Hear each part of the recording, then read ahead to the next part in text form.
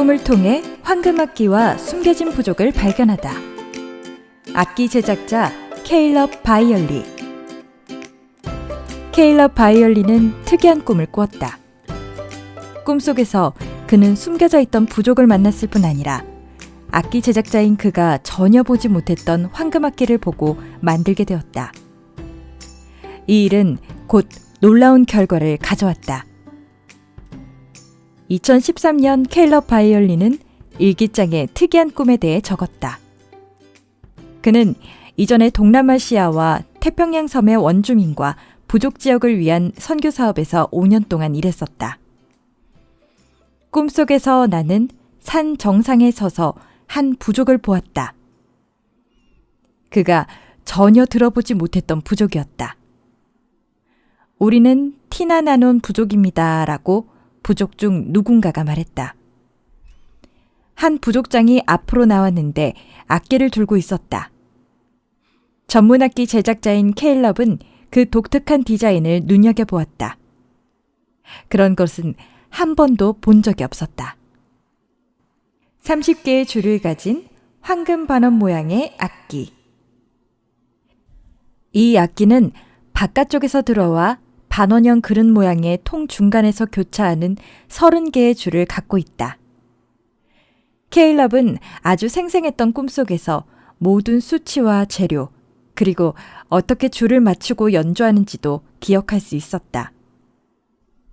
하나님이 일찍이 꿈을 통해 그에게 말씀하셨던 적이 있었기에 그는 티나나논이라는 부족의 이름을 일기장에 기록했다.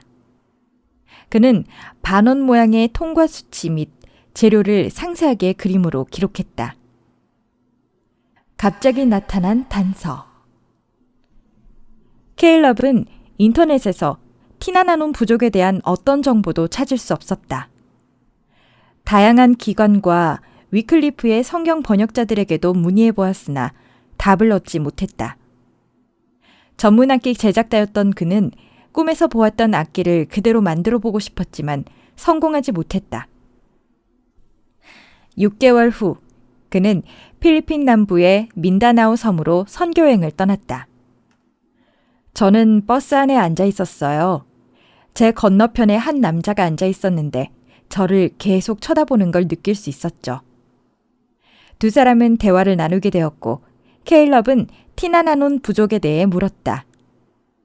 케일럽이 티나나논이라는 단어를 말하자 그 남자의 눈이 커졌다. 그는 몸을 앞으로 숙이며 물었다. 헤이, 그건 우리 민족이에요. 우리 부족이라고요. 저희 부족을 어떻게 알고 있는 거죠? 케일럽은 말을 잇지 못했다. 전부 이야기해줘요. 그 남자의 이름은 마니고스였다. 그는 자신의 부족이 민다나오의 깊은 산악지역에 살고 있다고 설명하기 시작했다. 이 지역은 진짜 위험한 장소예요. 라고 그는 말했다. 아무도 외부에서 이곳으로 올 수 없죠. 마니고스는 산악지역에 흩어져 살고 있는 자신의 부족이 7만에서 10만 명 사이일 것이라고 추정했다. 토착인인 그는 또한 이미 꿈속에서 케일럽을 봤다고 이야기했다. 그는 자신의 부족과 멀리 떨어져 있는 도시에 살고 있으며 그곳에서 예수님을 만났다는 이야기도 해주었다. 하나님은 그를 자신의 부족에게로 돌아가도록 부르셨다. 그는 꿈속에서 자신이 케일럽과 함께 자신의 부족에게 복음을 전하는 것을 보았다. 두 사람은 하나님께서 두 사람을 함께 만나도록 하신 것을 알게 되자 놀라움과 경외심에 휩싸였다. 집으로 돌아간 케일럽은 꿈에 본 악기를 재현하는 일에 성공했다. 족장이 놀라다. 케일럽은 가족과 함께 부족들이 사는 지역으로 여행했다. 그는 하나님이 악기를 족장에게 가져가야 한다고 지시하는 것을 느꼈다. 우리는 당신의 부족을 처음으로 방문했습니다. 라고 케일럽은 말했다.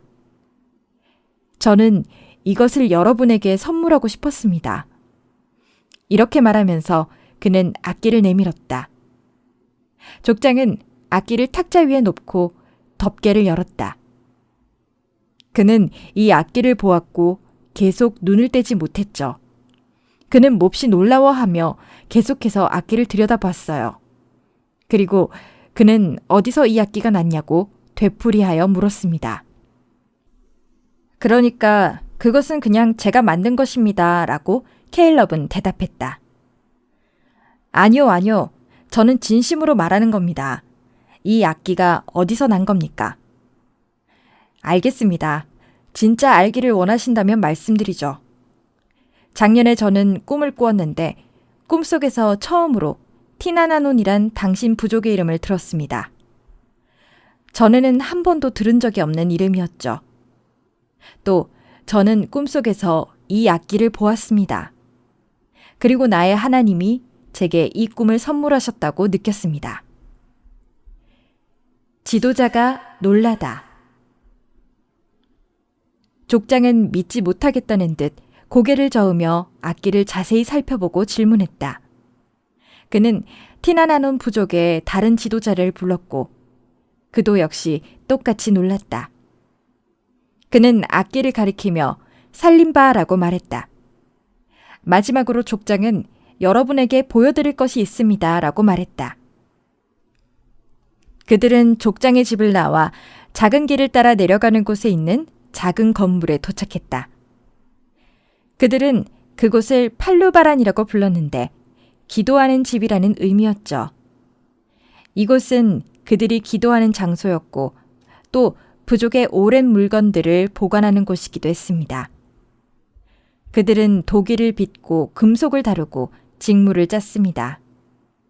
그들의 모든 다양한 물건들은 그들 부족이 이미 수백 년 동안 존재하며 삶을 이어왔다는 확실한 증거였습니다. 저는 이 장소에 몹시 놀랐습니다. 벽 한쪽에는 악기들이 있었습니다. 도난당한 악기.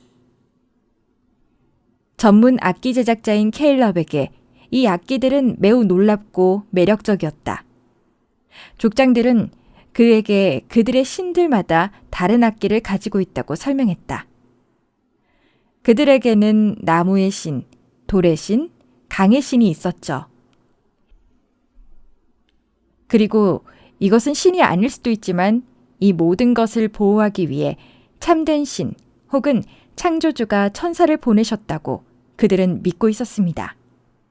그러니까 강의 천사나 돌의 천사 같이 말이죠. 케일럽은 악기들 사이에 벽에 한 곳이 비어있는 것을 발견했다. 그들은 100년에서 150년 전에 부족 전쟁이 있었다고 했습니다.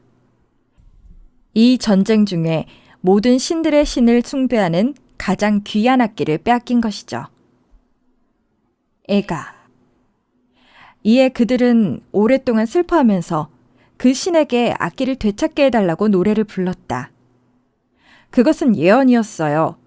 이 악기는 신들 중에 신을 경배하기 위한 악기죠. 그들은 오늘 당신이 살림바를 우리에게 가져다 주었습니다 라고 말했어요. 케일럽은 정말 놀랐다. 족장은 특별한 존경의 표시로 부족 지도자의 머리 장식을 케일럽의 어깨에 놓았다. 우리는 이제 당신을 티나나논 부족의 족장으로 여깁니다. 라고 그는 말했다. 하나님께서 우리를 부르시거나 인도하신다고 당신이 믿는 것이 무엇이든 우리는 당신을 따를 것입니다. 압도되다. 그들은 3일 동안 족장인 다투 리파토한 수앗의 집에 머물렀다. 저는 그와 함께 많이 기도하고 그에 대해 예언했습니다. 부족 지역에서 몇 주를 보낸 후에 우리는 다시 그에게로 돌아왔죠. 이 기간 동안 그는 예수님을 만났고 예수님께 자신의 삶을 바쳤습니다. 두 번째 방문했을 때 케일럽은 수앗 족장에게 부족을 도울 수 있는 방법을 물었다. 그는 부족의 언어로 성경을 번역하고 싶다는 소원을 말했고 2015년 필리핀 번역가 협회와 함께 번역이 시작되었다. 그 이후로 티나나눈 부족 가운데 4개의 교회가 세워졌다. 족장들이 이 부족을 위해 우리에게 문을 열어준 일이 그저 놀라울 따름입니다. 라고 케일럽은 말한다. 이 일은 무엇보다 마니고스를 통해 일어났죠.